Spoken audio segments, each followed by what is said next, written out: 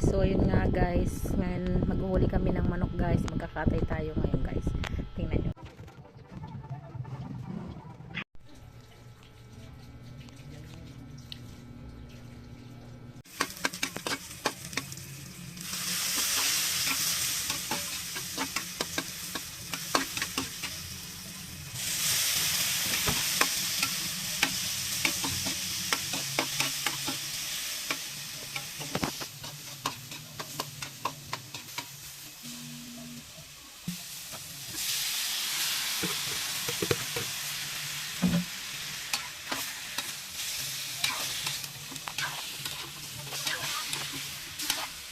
Okay.